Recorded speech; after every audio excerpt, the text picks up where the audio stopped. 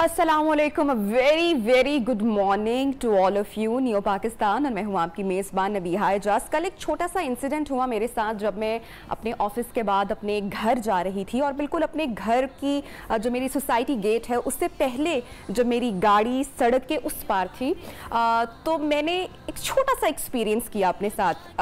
हुआ ये कि बाइक पर वालिद होगा गालिबन और साथ तकरीबन उसके 5 या 6 साल का बच्चा पीछे अपने बाप को पकड़कर बैठा हुआ था और मैं गाड़ी अपनी क्रॉस करना चाह रही थी, बाइक यहाँ से आ रही थी और आमना सामना हमारा होता है, किसी की भी गलती नहीं है, ना कोई एक्सीडेंट हुआ, ना किसी ने कोई बदतमीजी की, लेकिन बस गाड़ी मेरी बाइक के कुछ फासले पर थी। अच्छा, अब बच्चे को ना जाने क्या हुआ, मैं उसके एक्सप्रेशन देख रही थी, इतने खौफनाक एक्सप्रेशन उस बच्चे ने मुझे दिए कि जैसे मैंने गाड़ी ना जाने कहाँ मार डाली, कितना नुकसान कर दिया और ये बड़ा रूटीन में था, कुछ भी ऐसा नहीं हुआ। उसकी आंखें बच्चे की फटी रह गई। इतना एग्रेशन, इतना गुस्सा, मुझे एट टाइम हंसी भी आई, मैं परेशान भी हुई, मैं हैरान भी हुई कि 5 से 6 साल का बच्चा इतने हार्श एक्सप्रेशन दे रहा है, इतना एग्रेशन दे रहा है, ये कहाँ से सीखते हैं हमारे बच्चे? इतना एग्रेशन हमारी सोसाइटी में कहाँ से आ रहे? डेफिनेटली जब आपके पेरेंट्स, जब हमारे बड़े या हम लोग किसी के साथ बदतमीज़ी करेंगे या किसी को गुस्से से बात करेंगे या देखेंगे तो हमारे बच्चे वही एक्सप्रेशन, वही टोन अपने अंदर अपनाएंगे और वो उसी का मुजाहिरा करेंगे। तो ये लम्हा फिक्रिया है, ये सोचने की बात है कि जो हमारे एक्शंस हैं अब बच्चों का जो है उन पर कैसा रिएक्शन आ रहा है। तो बी पोलाइट, बी काइंड, मुहज़्ज़ब रहें, अच्छे रहें, खुश रहें, मुस्कुराहटें बिखेरते रहें। ये ना हो कि कल आपका जो अक्स बनकर आपके बच्चे ही आपके सामने आ जाएं। अच्छा, ये अब कहने को बड़ी मामूली बात है, कोई एक कान से सुनेगा दूसरे कान से निकाल देगा, लेकिन आप देखिए हमारे जो न्यूज़ टॉक्स हैं, न्यूज़ टॉक शो हैं, हमारा जो सोशल मीडिया है, हमारा यूट्यूब, फेसबुक, वहाँ पर भी ऐसी वीडियोज़ बड़ी प्रमोट होती हैं। किसी शो में अगर लड़ाई हो जाए तो वो बहुत वायरल हो जाता है। ये रवैया क्या शो कर रहा है कि क्या हम ऐसी चीज़ें देखना पसंद करते हैं या डिस्कस करते हैं, क्यों करते हैं, इस पर सोचने की बात है। हाल ही में कल रात को भी एक इंसिडेंट हुआ, एक वाकया हुआ। आई एम श्योर कि आप तमाम लोगों के व्हाट्सएप पर, फ़ोन में अब तक वो वीडियो जनाब आ चुकी होगी। जब मुझे कल रात ये वीडियो रिसीव हुई तो मेरा जो फर्स्ट रिएक्शन था, आई थॉट कि ओके, ये शायद कोई बहुत पुराना क्लिप है, ये पुरानी वीडियो है। Then I get to know कि नहीं, इट्स अ रीसेंट इंसिडेंट, ये भी हाल ही में आज रात का ही हुआ वाक़या। जनाब होता ये है, मैं जिस वाक़े की तरफ इशारा कर रही हूँ ज़रा मैं आपको भी बता दूँ और जिन लोगों को नहीं पता कि फिरदौस आशिक अवान साहिबा पाकिस्तान का हमारा जो एक निजी न्यूज़ चैनल है वहाँ पर एक टॉक शो के लिए जाती हैं जहाँ पर अब्दुल कादिर मंदोखेल साहब, जिनका ताल्लुक पीपल्स पार्टी से है, उनके एमपी हैं। अब फिरदौस आशिक साहिबा, आपको पता है कि पाकिस्तान तहरीक इंसाफ से इनका ताल्लुक है और वज़ीर आला पंजाब उस्मान बुज़दार साहब है, उनकी ये मुआवने खुसूसी बराए इत्तलात भी हैं। अब दोनों एक शो में मौजूद हैं, शो ऑन एयर नहीं है। ऑफ रिकॉर्ड क्या होता है, जब शो ब्रेक पे होस्ट ब्रेक पे जाता है तो ब्रेक में एक पूरा वाकया, एक इंसिडेंट होता है जिसका क्लिप जो है वो सोशल मीडिया पर कल रात से वायरल है। अब इस क्लिप में जनाब हुआ क्या है, इस क्लिप में हम अब तस्वीर का एक रुख देख रहे हैं या जो भी आपने इसे जजमेंट देनी है आप दे सकते हैं कि जनाब फिरदौस आशिक अवान साहिबा और जो मंदोखेल साहब हैं उनके बीच में तल्ख कलामी होती है, गालम गलोच होती है, यहाँ तक के बात थप्पड़ तक जा पहुँचती है। अगर हमारे पास क्लिप है, अगर हम उसको कुछ तस्वीर भी शेयर कर सकें जिन लोगों को नहीं पता कि ये कल रात का इंसिडेंट है।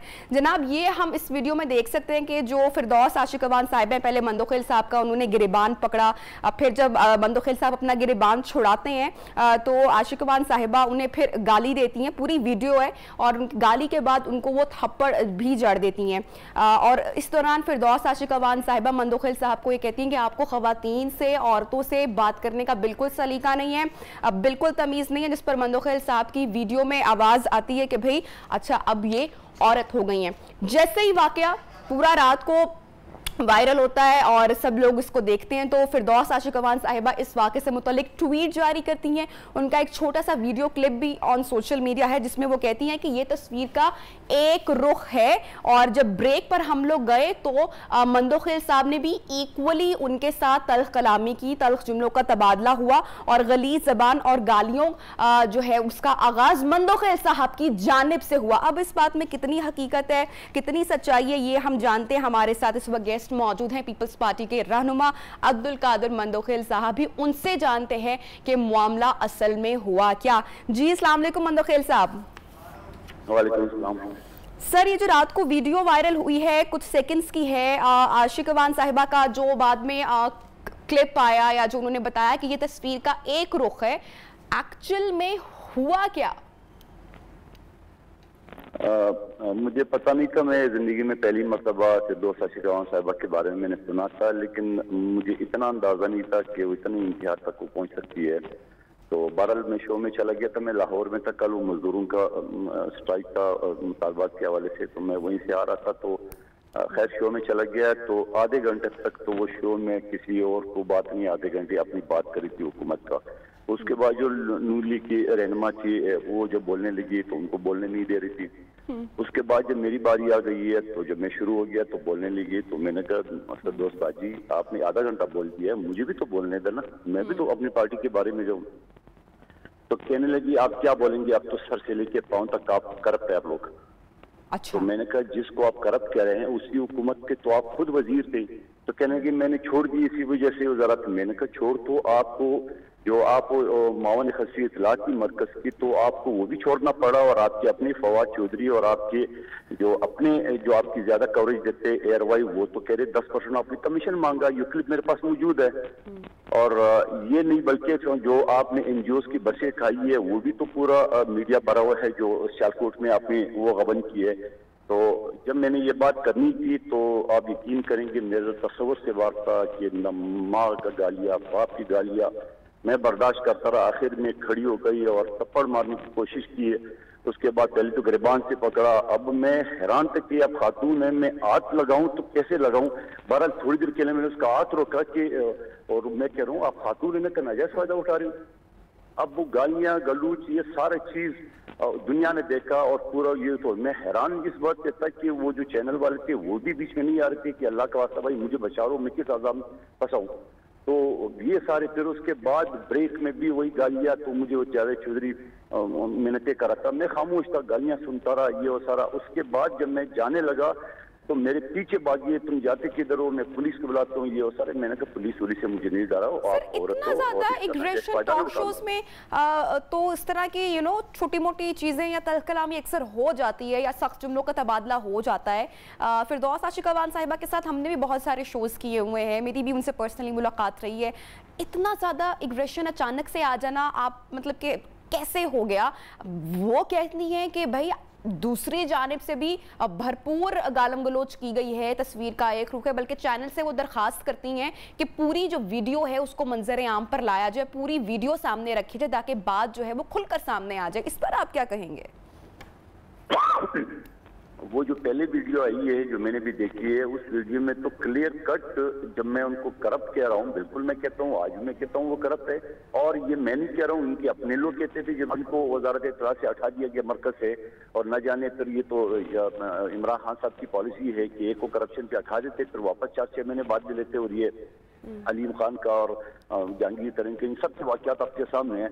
तो एक सियासी वर्कर होने के नाते अगर वो मेरी क़यादत के ऊपर इल्ज़ामात लगा रहे हैं, मेरी क़यादत को गालियां बक रही है, मेरी क़यादत को कर रही है, तो मैं जवाब में इसको करप्ट भी ना कहूँ और करप्ट में अपनी तरफ से नहीं करें तो कह रहे मैं आपको कोर्ट ले जाऊंगा। मैंने कहा खुशी से कोर्ट में, तो मैं आपके खिलाफ सारे साबित करूंगा कि आपने करप्शन की है।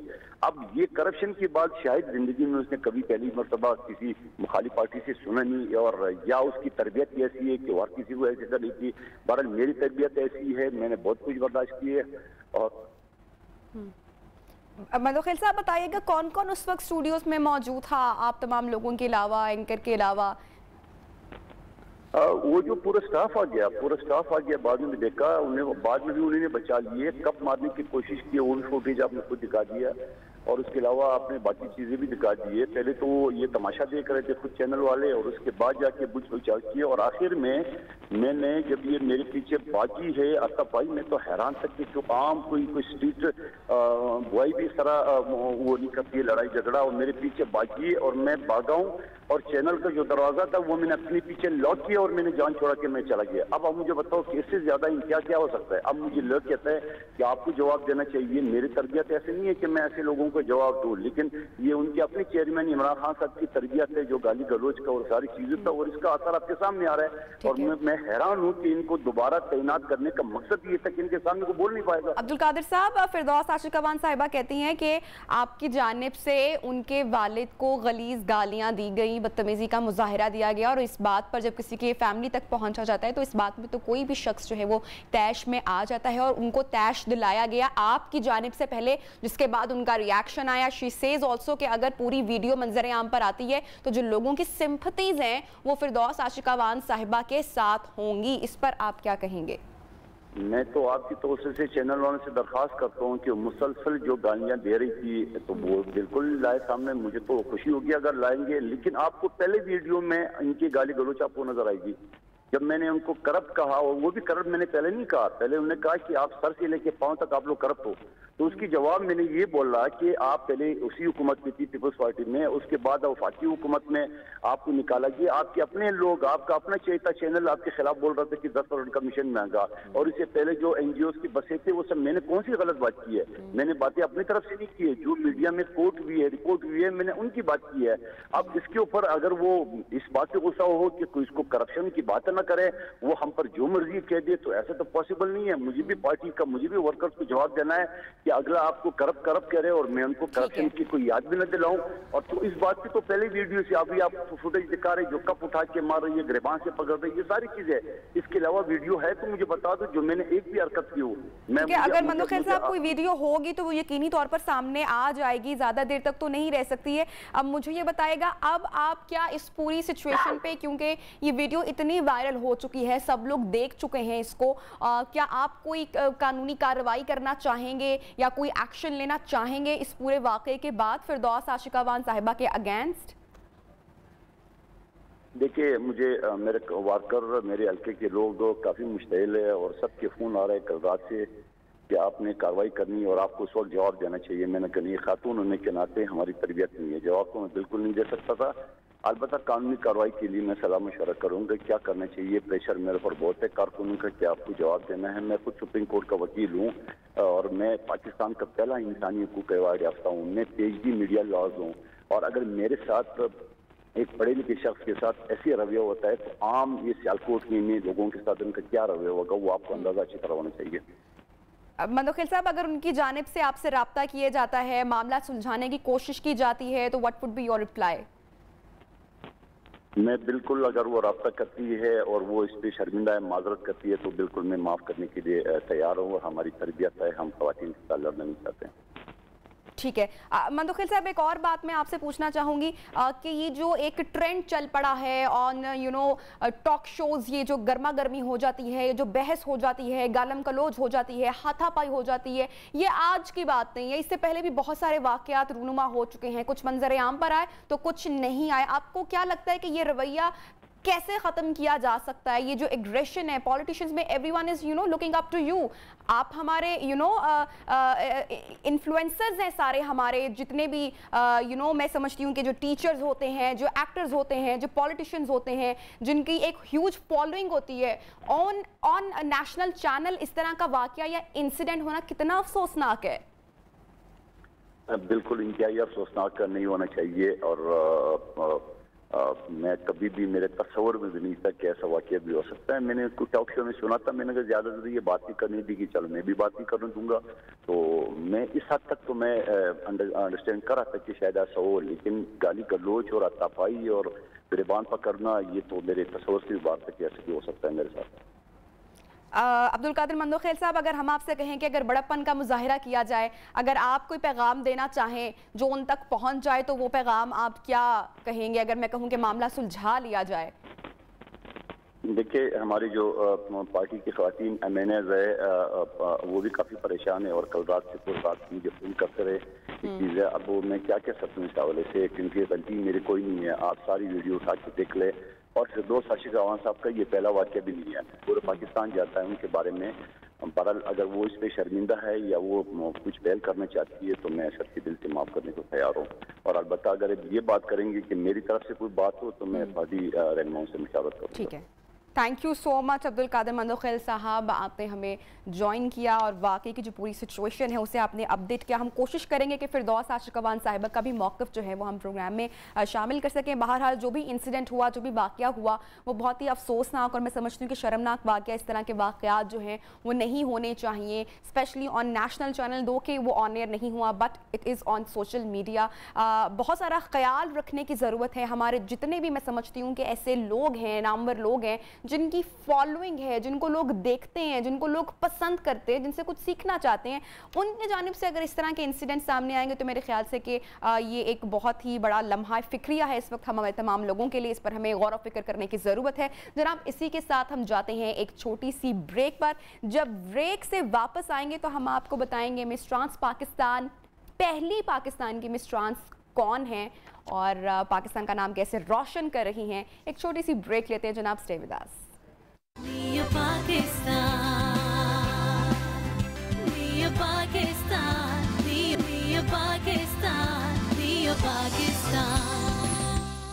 वेलकम बैक जनाब। प्रोग्राम में आपको खुशामदीद कहते हैं और एक बहुत ही खुशगवार शख्सियत से मैं आपकी मुलाकात करवाऊंगी हमारे नियो पाकिस्तान के इस सेगमेंट में। खुशगवार इसलिए कह रही हूँ, प्लेजेंट पर्सनालिटी इसलिए कह रही हैं क्योंकि ये बड़ा अच्छा काम कर रही हैं और पाकिस्तान का जनाब नाम रोशन कर रही हैं। और जो भी शख्स अपनी फील्ड में इंडिपेंडेंटली अपना काम करता है, पाकिस्तान को रिप्रेजेंट करता है इंटरनेशनली, आई गेस के उसके लिए बहुत सारी एप्रिसिएशंस होनी चाहिए।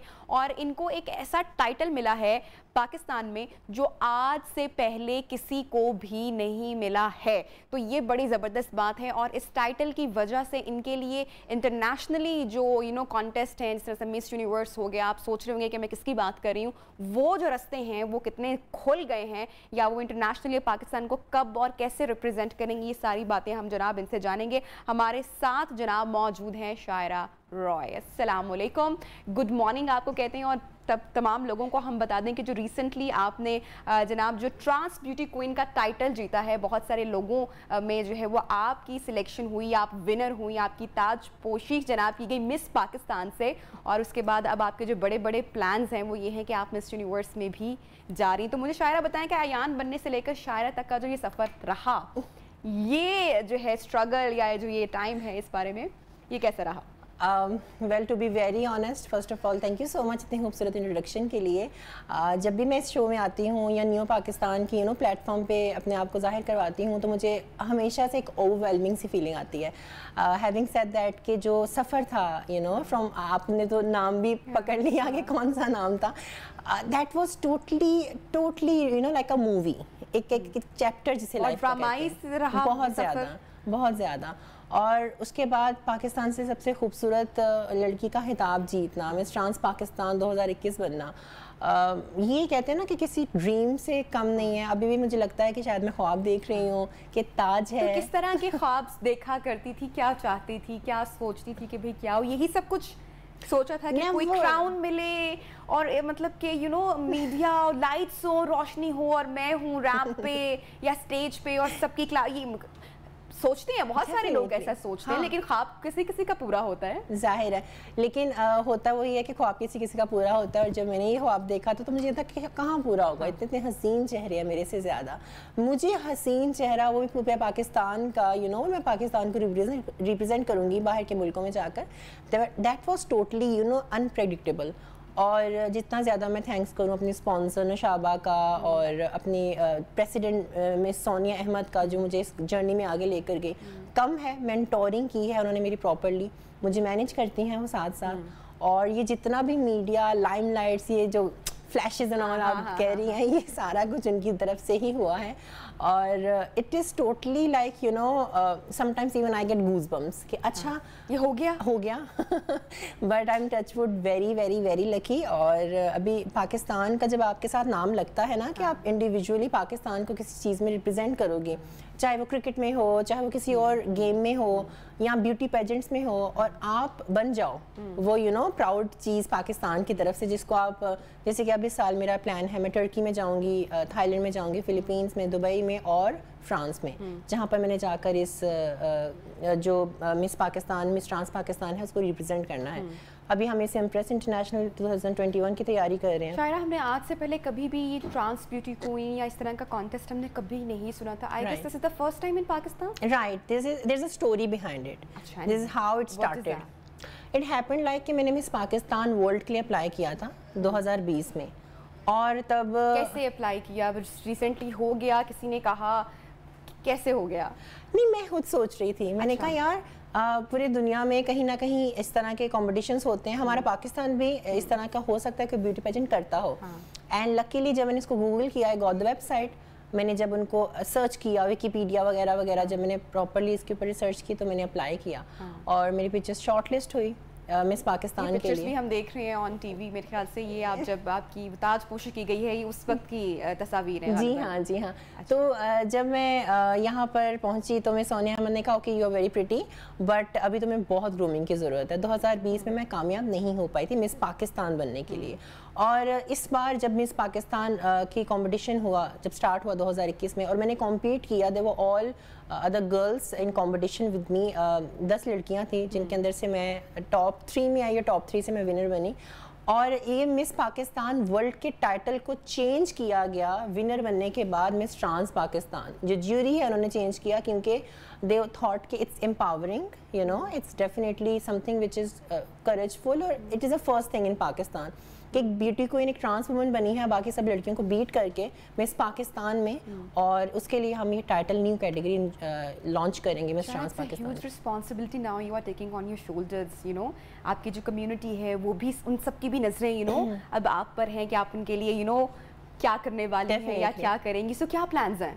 काफ़ी सारे ऐसे लोग होते हैं जो कहते हैं कि यू नो ब्यूटी क्वीन का मतलब होता है अच्छा सा ड्रेसअप होके प्यारी सी बन के रैम्प वॉक करनी है, पिचेस के छुड़ानी है। ऐसा बिल्कुल नहीं है। हमारे साथ एडवोकेसीज जुड़ जाती हैं, ह्यूमन वेलफेयर की, ट्रांसजेंडर राइट्स की, अब जैसे कि मेरे साथ जुड़ी है, एनिमल क्रूअल्टी के ऊपर जुड़ती है, आपका इकोसिस्टम के ऊपर जुड़ती है, आप उनके लिए काम करते हो, you know. And on that note I you know selected, you have to be connected socially, या वेरी सोशली, सोशल अवेयरनेस के लिए आपने कुछ करना होता है। जैसे मैंने एनिमल क्रूअल्टी के ऊपर और ट्रांस राइट्स के ऊपर अपना एडवोकेसी पिक की है, और मैं चैरिटीज़ कर रही हूँ फिलहाल। जैसे एक GF के सेंटर है, एनिमल रेस्क्यू सेंटर है, मैं वहाँ पर जाके चैरिटी भी करके आई थी। शायरा, क्या ख्वाब है ट्रांस राइट्स के लिए? सबसे इम्पोर्टेंट क्या है, क्या करना चाहिए पाकिस्तान में? Education is very important, because I believe education होगी तो every trans person will be having a confidence to walk on their own, you know। ये बैकिंग क्यों चल रही है, ये क्यों ये सिस्टम स्टार्ट हुआ है कि अच्छा गुरुज कहते हैं कि जाओ जाके मांग कर लाओ और हमारे हाथ में ला कर दो। मेरा एक सवाल ये है कि दे हैव द राइट कि वो भी किसी अच्छे वर्क प्लेस पे जाएं और काम करें जैसे सब लोग करते हैं। इस हवाले से कुछ होना चाहिए, क्योंकि एजुकेशन होगी तो ये बाकी स्टेप्स पूरे होंगे। बिल्कुल सही। नहीं, मेरा एक सवाल है, मैं आपके प्लेटफॉर्म से ये कर देना चाहती हूँ, मैं हर इंटरव्यू में कोशिश करती हूँ सवाल को हाईलाइट करूँ कि गुरु को ये लोग कहते हैं I am not a part of Khwaja system, मैं उनकी कम्युनिटी, उनके कल्चर से नहीं हूँ, it's a culture.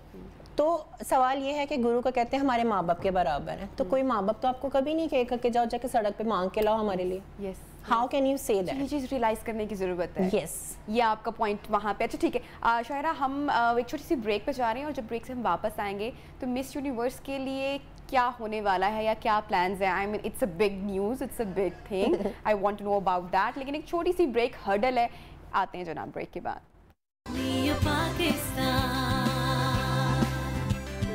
Trans beauty queen title वो अपने नाम किया है, और आगे भी बहुत सारे इनके प्लान्स। अच्छा जी, भाई मिस यूनिवर्स वाला जो है ये तो ज़रा थोड़ा सा हमारी ऑडियंस को बताएं कि कब जाएंगी और वहाँ पे क्या रिप्रेजेंट करेंगी आप पाकिस्तान को? वेल अभी तक कंफर्म नहीं हुआ इस चीज़ को लेकर। जैसे कि सोनिया अहमद जो है वो मुझे मेंटोर कर रही हैं। हाँ, ये ज़रूर है कि अब मैं एलिजिबल हो चुकी हूँ। मैं उसके लिए कोशिश करूँगी। उसके लिए ज़ाहिर सी बात है आपकी जो सिर्फ आपकी जो एंट्री अमाउंट ही होती है वही अच्छी खासी होती है। It's actually very heavy, very expensive, लेकिन इंशाल्लाह मेरे साथ मुझे लगता है काफ़ी ज़्यादा सपोर्ट मिलेगा मुझे इस दफ़ा, और मैं डेफिनेटली पाकिस्तान को रिप्रेजेंट करूँगी, क्योंकि ये अगर होगा भी तो पहली बार होगा। सालों में आज तक ऐसा कभी नहीं हुआ, हिस्ट्री में ऐसा कभी नहीं हुआ कि पाकिस्तान से कोई मिस यूनिवर्स। क्या कोई तैयारी होती है उस बारे में थोड़ा सा शायरा? बहुत सारी तैयारी, बहुत सारी तैयारी होती है। मैं उसके लिए आई थिंक मुझे लगता है मैं 5% भी रेडी नहीं हूँ, लेकिन जो डेफिनेटली सोनिया है और जो मुझे इसमें गाइड कर रही हैं वही मुझे तैयार करेंगी। आप वहाँ जाते हो, आप रहते हो वहाँ पर, आपकी एक जर्नी होती है। पार्टिसिपेट करना इज अ बिग थिंग, या डेफिनेटली। और उसके बाद फिर आप उन पे आप छोड़ो आप विनर बनते हो या टॉप 3 में जाते हो या टॉप 10 में आते हो, आप उस स्टेज पे खड़े हो जाओ ना, वही अपने में एक बहुत बड़ी अचीवमेंट है कि आपने सैश पाकिस्तान की पहनी है और आप ये मैक्सिको, थाईलैंड, फिलीपींस, इंडिया, ब्ला ब्ला ब्ला सब कंट्रीज में आप खड़े हो और पाकिस्तान की सैश पहन के खड़े हो।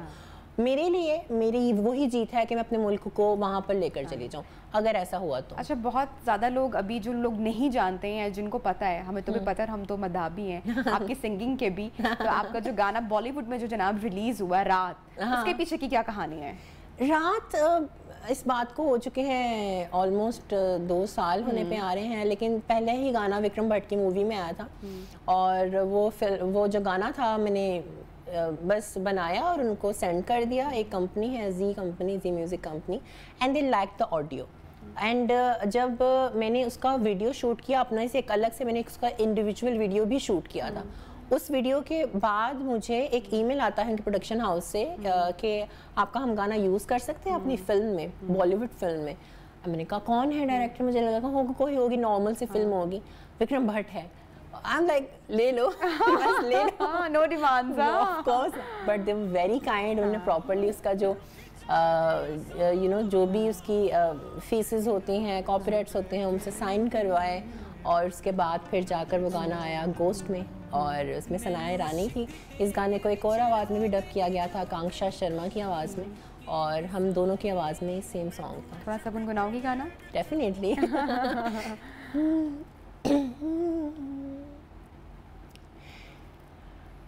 जलती बुझती मध्यम मध्यम तारों में लिपटी रात है, कैसे जाने दे तुम्हें तुम से जुड़ी हर बात है, दोहरा रही है फिर वो कहानी, फिर से वही जज्बात है, कैसे जाने दे तुम्हें तुम से जुड़ी हर बात है। Amazing, very very nice. सच पैशन क्या है ये मुझे बताओ?